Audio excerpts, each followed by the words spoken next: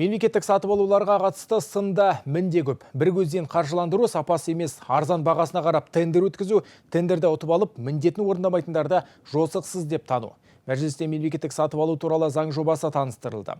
Заң құжатқа сәйкес енді компанияларды іріктеу кезінде жергілікті кәсіпкерлерге басымдық беріледі. Оларға қосымша бір ұпай қосылады.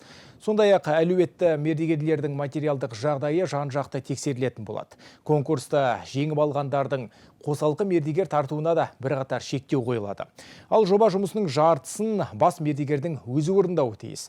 Ең басты өзгеріс байқау өткізу процедураларының уақыты 2 айдан 29 күнге дейін қысқарды.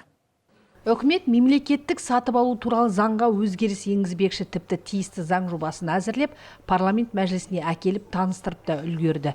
Қаржы вице-министрі Дәурен Кеңбейілдің баяндауынша, заң жобасы сатып алу процесін жеңілдетуге, қысқартуға және бағадан сапаның басымдығын қамтамасыз етуге бағытталған. Жаңа нұсқада сатып алу процесін камералдық бақылау жүйесі сақталады. Бұл ретте уәкілетті орган тарапынан сатып алу қорытындыларының күшін жою құқығын алып тастау қарастырылған. Сатып алу рәсімдері созылып кетпес үшін қорытындыларды қайта қарау функциясы сатып алуды ұйымдастырушыға берілмек. Ал ұйымдастырушы базасында шағымдарды қарау жөніндегі комиссиялар құрылады. Сондай-ақ конкурс өткізу мерзімі 1 айға дейін қысқартылады. Шынымен де мемлекеттік сатып алуларға қатысты сында мінде көп. Бір көзден қаржыландыру, сапасы емес арзан бағасына қарап тендер өткізу, тендерді ұтып алып міндетін орындамайтындардың жосықсыз әрекеті көпті шаршатты. Кез келген, мысалы, жосықсыз деп қара тізімге енгізу үшін черный списокке болашақта мемлекеттік сатып алуға қатыстырмау керек.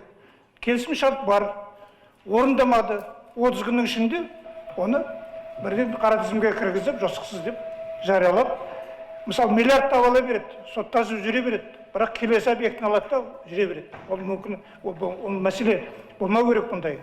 Үлкен проблема.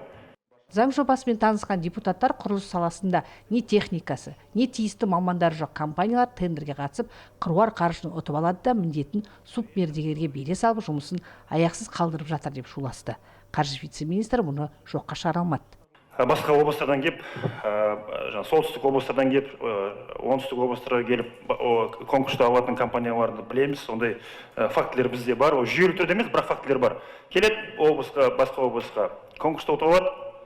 Және не тастап кетеді, семей, не қоса мердігерлікке беріп қояды. Мемлекеттік сатып алулардағы тағы бір проблема бір көзден сатып алу. Яғни бір компания ұтып алады да қалғандарына мүмкіндік берілмейді. Қаржы вице-министрі бұл мәселені де жетілдіреміз деп сендірді. Мәселен, конкурсқа қатысуға бір өтінім ұсынылған және біліктілік талаптарына сәйкес деп таныған жағдайда мұндай сатып алуды өткізілді деп тану ұсынылып отыр.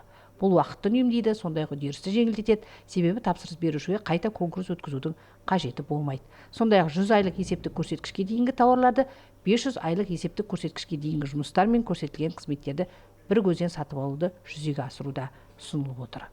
Әселім Қалкен, Ахмедияр Ильясов, ТДК қыркүйек телеарнасы, Астанадан.